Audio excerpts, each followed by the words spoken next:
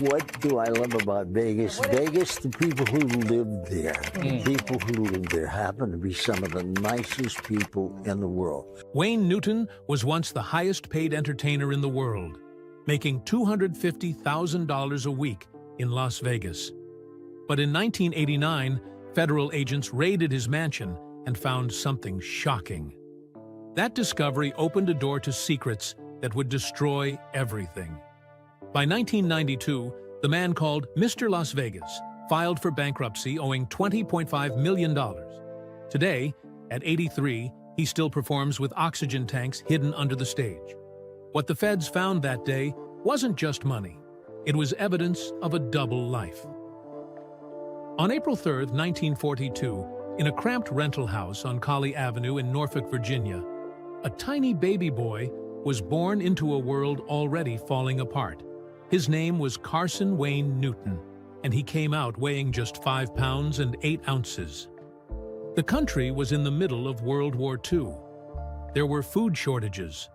There were money problems. Baby formula cost 45 cents a can, but most stores didn't have it.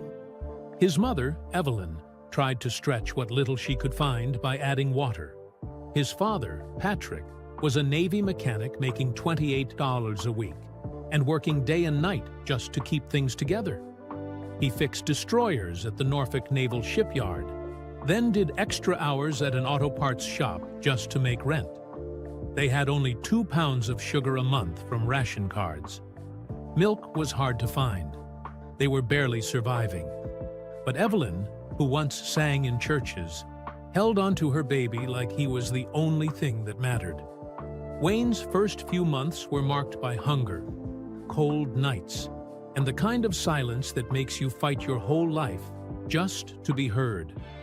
When he turned 3, something strange happened. His small fingers began to swell. They twisted and ached. Doctors called it juvenile rheumatoid arthritis. It hurt so much he couldn't grip anything properly. His hands turned red and stiff. He couldn't hold a fork, couldn't throw a ball. But his mother had an idea. They spent $147 on an old upright piano and 6 months of lessons with a kind woman named Mrs. Hutchins, who charged just $2 per session. Wayne cried through every class. The keys felt like bricks pressing into his bones. He couldn't do it. So Evelyn went to Woolworths and bought an $8 ukulele. She remembered a few chords from her church days and passed them down one by one. The ukulele strings were softer, easier to press. Slowly, painfully, Wayne began to play. His joints screamed, but he kept going. By age 4, he could perform 12 full songs. His fingers wobbled and vibrated from pain, but that same vibration became his sound. Doctors gave him aspirin. Music gave him everything else. Then came the summer of 1947. He was 5. His father had saved for 3 months, scraping together $3 per ticket and $11 for gas to take the family 320 miles to Roanoke, Virginia. Hank Williams was performing at the American Legion Hall. During the break, Wayne wandered through a door backstage while his parents were buying 15-cent Cokes. Hank was there, alone, tuning his Martin D28 guitar and complaining about the heat from the stage lights. Wayne didn't wait. He just started singing Jambalaya in that high, clear voice that somehow cut straight through the noise. Hank stopped, stunned. His eyes welled up. He knelt down to Wayne's level and whispered, "Son, you've got something special. You'll be bigger than me someday, mark my words." Then he handed him a guitar pick that read, HW to WM, 1947. Hank was gone 6 years later. But that moment never left Wayne. He carried the pick in his pocket during every show until it cracked in 1963. By March 1948, Wayne was 6 and barely breathing. Chronic asthma choked his lungs multiple times a week. The thick Virginia air and smoke from the shipyards made things worse. One night that July, he stopped breathing completely for almost 2 minutes. Paramedics used adrenaline shots to bring him back. The hospital bill came to $340, more than his father made in a month. Desperate for money, Evelyn called WTR Radio. She offered Wayne's voice. Bill Stewart, the station manager, gave him $5 per show. He sang with an oxygen mask beside him, wheezing so loud people thought the radio was broken. But he kept singing. By age 8, he made $25 a week, more than most grown men. Each note was a fight for air, but his voice kept pulling people in. Then came the biggest gamble. In August 1952, after 11 days in the hospital, a doctor told them Wayne wouldn't survive 2 more years in Virginia. Arizona's dry air might save him, so they sold everything. The house for $2,800, the car for $750, Evelyn's engagement ring for $65. They got $3,615 and packed a used 1949 Chevy truck. They drove 2,400 miles to Phoenix and arrived with just $127 left. Patrick quit his Navy job that paid $45 a week. They rented a 2-room apartment for $35 a month on East Van Buren Street. The 3 of them shared one bed. Dinner was beans and cornbread. But Wayne could breathe again. Within 3 months, hospital visits dropped. The dry air was saving him, even as the poverty nearly broke them. By 1948, 6-year-old Wayne and his younger brother Jerry were performing on Phoenix's KTYL radio show, The Lou King Rangers. They earned $10 a week, 5 performances after school. The money barely helped. Some days they skipped lunch to save the 25 cents for bus fare. They ate dry crackers in brown paper bags between segments. Wayne's grades dropped. He fell asleep in class. Stage fatigue at age 6, but he never stopped singing. In 1952, at age 10, Wayne started appearing on local TV doing impressions of Dean Martin and Jimmy Durante.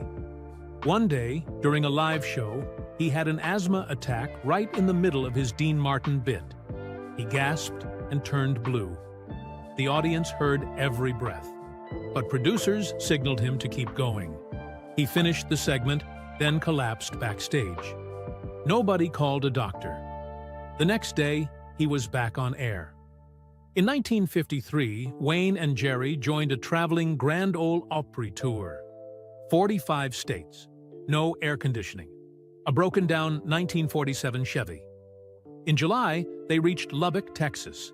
It was 105 degrees. 11-year-old Wayne wore a wool suit and cowboy boots. He sang 12 encores for 3,000 people. After 2 hours in the sun, he collapsed on stage from dehydration. His body temp was 104. Paramedics rushed him to the hospital. 3 days later, the tour manager stood at his bedside demanding he perform again. That was the world of child stars. In 1955, Wayne got his big break on NBC's The Horace Heidt Youth Opportunity Program. He was 13 and sang Too Young with a voice so deep the judges accused him of lip-syncing. Mel Torme demanded he sing a cappella on live television. Wayne broke down crying but did it anyway. He won 3rd place and $1,000, but the damage was done. Some viewers called him fake. Some said he was too good to be real. Then came 1956.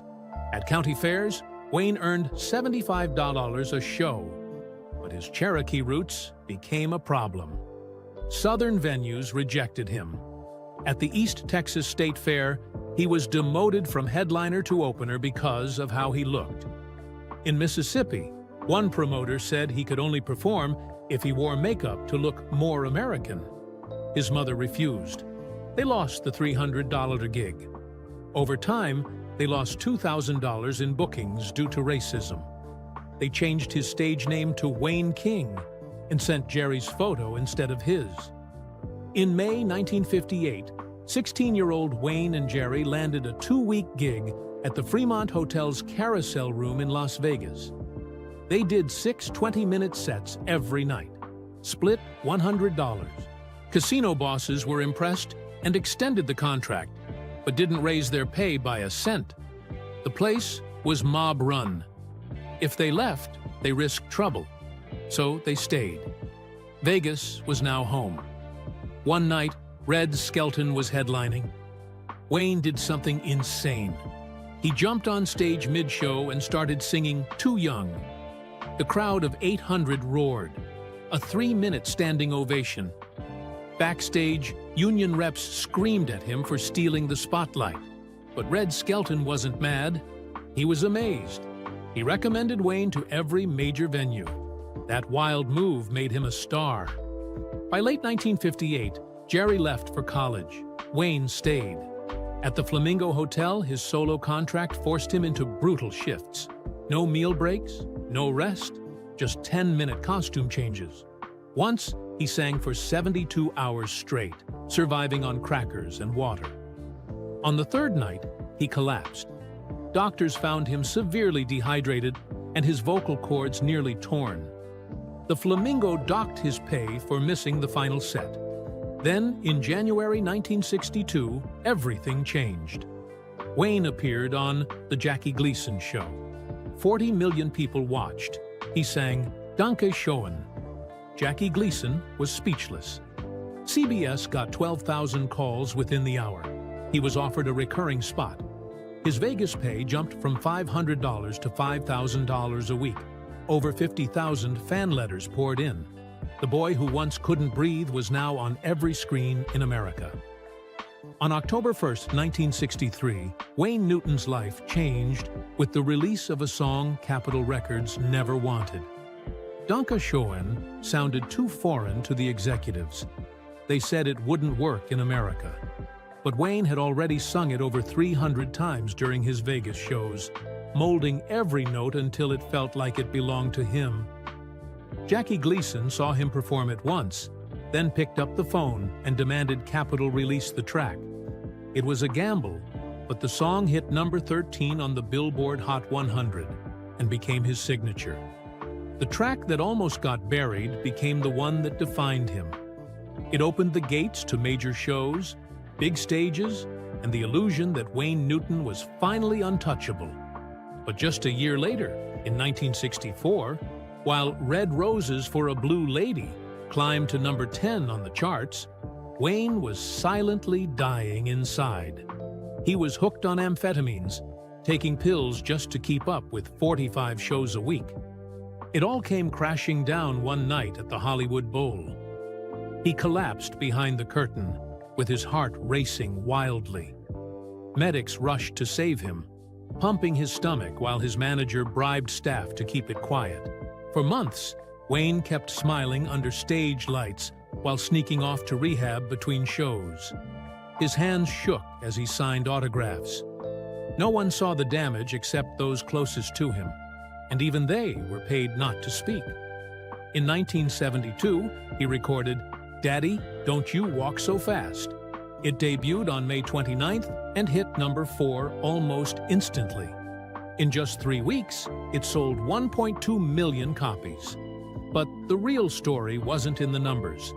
Wayne had walked past a courtroom in Las Vegas and seen something he couldn't unsee. A father begging his daughter not to leave with her mother, the little girl crying as she was pulled away. The image haunted him. That night, he called his songwriter and demanded they turn that pain into a song. In the studio, Wayne broke down more than once. It took 6 takes to finish the vocals. He had just become a father himself, and the fear of losing that bond felt like a punch to the gut. The public heard a hit. Wayne heard a wound. 4 years earlier, in 1968, he had taken his first film role in The Swinger with Anne Margaret. Critics were surprised by how well he acted, but the cameras didn't catch what happened in the shadows. Tabloid photographers caught them entering the same Beverly Hills hotel suite. Anne Margaret was married to Roger Smith. Wayne was still selling the image of a clean family entertainer. They were photographed holding hands, dining together, and Anne Margaret even wore Wayne's jewelry. His team spent $50,000 to bury the photos. The affair lasted 8 months after filming Wrapped, hidden behind Vegas penthouses and private jets. When the story finally leaked, church bookings disappeared, family audiences stopped showing up, and Wayne lost around $200,000 in canceled shows. The mask of innocence had cracked. By 1975, he was making $100,000 a week in Las Vegas. He had become a king of the Strip. But the IRS wasn't watching the stage. They were counting the cash tips he wasn't reporting. Patrons had stuffed $1,000 bills into his tuxedo after shows. Some of it went straight into safety deposit boxes in 3 Las Vegas banks. They even found $75,000 in cash hidden inside his dressing room piano bench. He called it gift money. The IRS called it tax fraud. They slapped him with nearly $400,000 in penalties and back taxes. It was just the beginning of the financial storm that would haunt him for decades. At the Desert Inn from 1966 to 1980, Wayne drew 500,000 fans every year with 3-hour shows 6 nights a week. In 1973, Frank Sinatra skipped a scheduled set. Rather than cancel, Wayne performed for 4 straight hours, singing Sinatra's songs and his own. He finished at 3:30 in the morning. The crowd gave him a 10-minute standing ovation. Sinatra was furious. He accused Wayne of trying to steal his spotlight and made sure some venues stopped booking him. But the Desert Inn never forgot. That night cost them $75,000 in drinks and service extensions, but it made Wayne Newton a legend. At Caesar's Palace in 1974, Wayne shattered attendance records. Over 5 years, he sold 2.5 million tickets and earned $150,000 a week. But the cost wasn't just money. The pressure made him eat non-stop. His weight jumped from 165 to 265 pounds. He fainted on stage more than once. Casino managers trained dancers to catch him mid-song if he collapsed. On March 3, 1976, he passed out during Danke Schoen. A recording played for 12 minutes while medics revived him backstage. He still came back to finish the set. The casino paid $10,000 to destroy the photos of what had really happened. In 1980, he moved to Bally's Grand and set a Guinness World Record with 1,247 sold-out shows. The shows pulled in $89 million, but dark rumors started swirling. In September 1980, investigators claimed Newton had paid $50,000 to mob-connected union boss Anthony Spilotro to secure prime performance slots. Witnesses said the money changed hands in a parking garage. When reporters asked about it at a February 1981 press conference, Newton snapped. He said he'd never paid for anything except honest work. The witnesses vanished. His lawyer got death threats, but the crowds kept coming. The music never stopped. During his 1982 Stardust residency, he wore a 15-pound sequined jumpsuit and jumped 200 times a night during MacArthur Park. The routine shredded his knees. On November 23, 1982, he had emergency surgery between his 7 p.m. and midnight shows. He refused general anesthesia. 4 hours later, he limped on stage in a sequined brace and finished the night. People thought the limp was part of the choreography. He went on to do 89 more shows before taking his first vacation in 6 years. By 1985, he was the highest-paid entertainer in the world at $250,000 a week.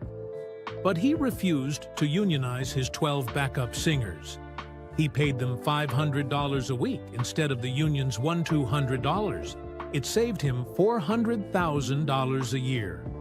But on August 16, 1986, Elvis Presley's death anniversary, they all walked out 30 minutes before showtime. Newton called in every favor he had. Liberace showed up with his own backup singers. The show started 2 hours late, but went on for 4 more hours. Afterward, the Singers Union sent threats. Newton gave in by October, raising his costs by $2 million a year. In 1966, he bought 40 acres in Paradise, Nevada, for $150,000 cash. He built horse barns without permits, hiring mob-linked contractors. The FBI investigated for 6 months in 1967, watching the construction unfold at night after cease and desist orders were issued. They found a 12-stall barn, feed storage, and staff quarters, all illegal. The contractors had criminal records. Newton acted like the rules didn't apply to him. By 1976, his 14,000-square-foot mansion had a $500,000 room named after Sinatra. It had gold-plated fixtures and imported silk walls. His horse business cost him $2 million a year. He bought a $180,000 Arabian in 1977 using high-interest loans, while his monthly income from breeding was only $4,500. By 1978, he owed vets $300,000. That same year, he built a $1.5 million private zoo. It had lions, tigers, monkeys, birds, and reptiles. In 1980, one of his monkeys bit a 9-year-old girl's face during a party. She needed 47 stitches and plastic surgery. Newton had known the monkey had bitten 2 staff members before. The family sued for $75,000. The case was settled quietly. Afterward, stricter laws were passed across Nevada. In 1982, he built a $3 million private runway. He flew his Learjet alone without a license. Between 1982 and 1983, he flew over 200 hours without approval. One night in September 1983, his jet came within 500 feet of a commercial plane over the Grand Canyon. The FAA found he'd forged documents. He was fined $50,000 and forced to ground himself. By 1985, his estate had grown to 52 acres with 7 guest houses. That year, a $400,000 vintage car collection vanished in a theft that smelled like an inside job. Security cameras failed. Gates were unlocked. No one was charged. The cars were never found. Then came the Aladdin Hotel disaster. On October 7, 1980, Newton bought the hotel for $85 million.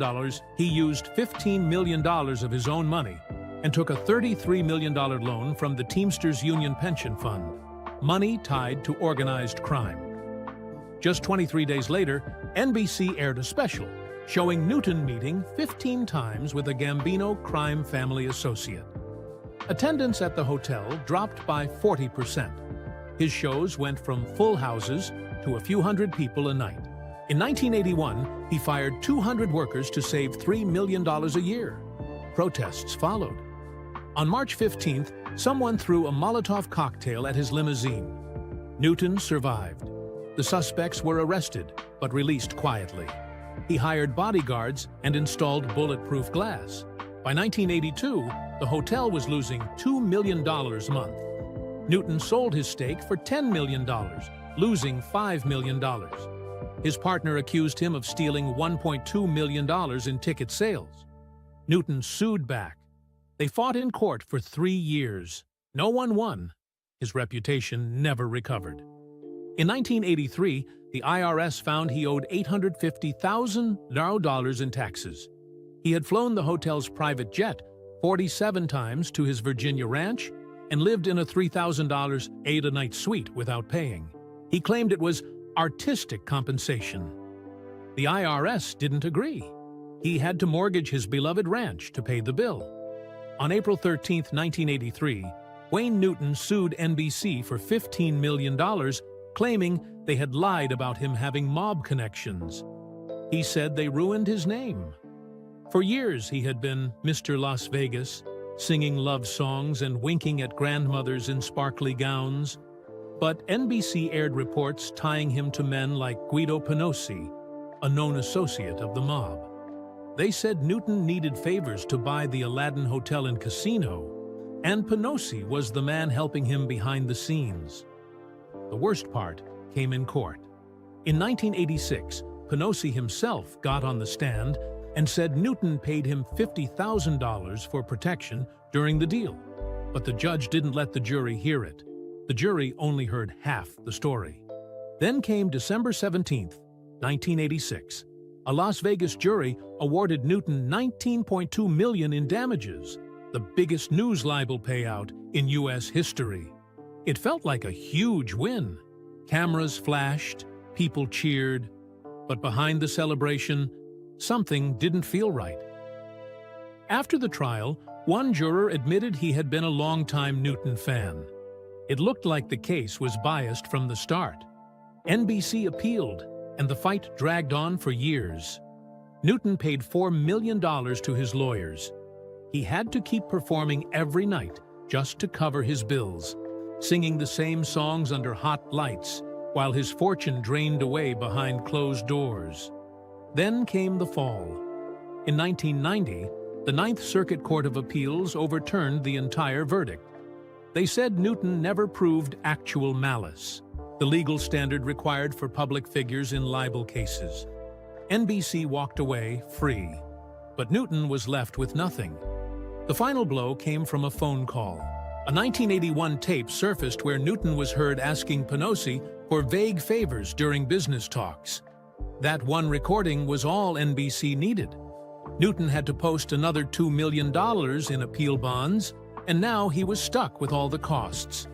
The court had just told the world that NBC might have been right all along. A year before that ruling, Newton had already hit rock bottom. In 1989, IRS agents raided his Casa de Shenandoah estate. They seized $800,000 worth of cars, art, and furniture. They were looking into $2.4 million in unpaid taxes going back years. The agents combed through stables, and that's when they found something strange. $100,000 in cash stuffed inside horse saddles. It looked like unreported tips from his Vegas shows. Hidden money? Hidden problems? The house that had been his personal sanctuary was now crawling with federal agents, flipping through records and taking things away. In 1991, Newton settled with the IRS for $1.8 million, but the damage was done. He was broke. In a panic, he secretly mortgaged the family home without telling his wife, Elaine. When she found out, it nearly ended their marriage. Their finances were in chaos, and Newton's health started to crack under the weight. He canceled 20 Vegas shows due to stress. Every missed performance meant more debt. His perfect life was now a slow-motion collapse. Then came the worst day, August 18, 1992. Wayne Newton filed for Chapter 11 bankruptcy. He owed $20.5 million, but had only $2.1 million in assets. He was making $25,000 a night, but it wasn't enough. Just the interest on his debts was $500,000 a month. To keep up, he was working 50 weeks a year. The man once called royalty in Vegas was now trapped in a nightmare of loans, lawsuits, and losses. He had spent millions on Arabian horses, stage costumes, and the 52-acre estate. But now even costume designers were among his creditors. The horses were next. Creditors took his 40 Arabian horses and sold them at public auction. They made $1.2 million, barely half what they were worth. But Newton wasn't ready to let go. He showed up secretly and started bidding under a different name. He bought back several horses. But this desperate act added $800,000 more to his debt. People at the auction said it was heartbreaking to watch him fighting to save animals he couldn't afford, bidding against the people he owed money to, clinging to a life that no longer existed. In 1997, he tried something new. He opened a theater in Branson, Missouri, with Tony Orlando. At first, it looked promising. Crowds came, about 900 people a night. But behind the curtain, the business was losing $2 million a year. Newton got paranoid. He planted a hidden microphone in their dressing room and recorded Orlando's private conversations. On the tapes, Orlando was heard venting about Newton's decisions. In 1998, Newton used the tapes to lock Orlando out of the theater. He changed the locks. The friendship was over. What started as a partnership ended in betrayal. Tony Orlando didn't stay quiet. In 1999, he sued Newton for $15 million, accusing him of defamation and illegal surveillance. The case dragged out, full of bitter details. Newton finally settled. paying Orlando $3 million and agreeing to never speak to him again until 2016. A 17-year silence clause. Their 30-year friendship was gone, cut off by lawyers and tape recordings. And Newton was now $3 million poorer. Then came more IRS trouble. In 2005, they hit him with another $1.8 million in penalties.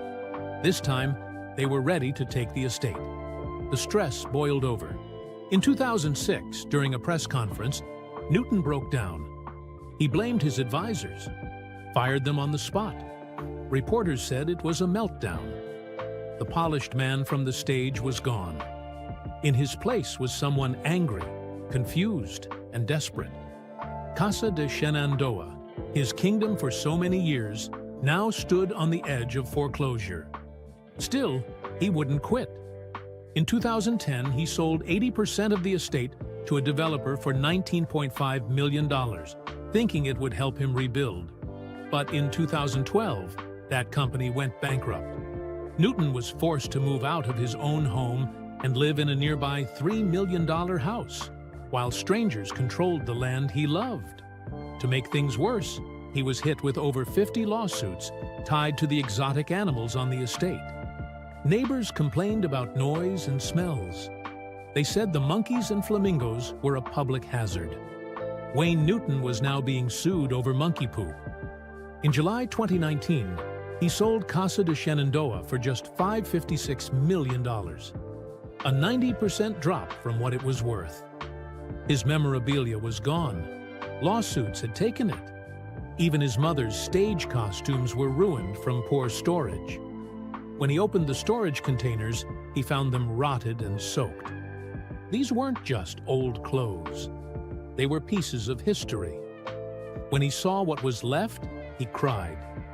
In 2021, he fell at his Montana ranch. The injury was bad. He needed spinal fusion surgery. He canceled 20 shows. But months later, he returned to the Flamingo stage. He used a cane. He could barely move.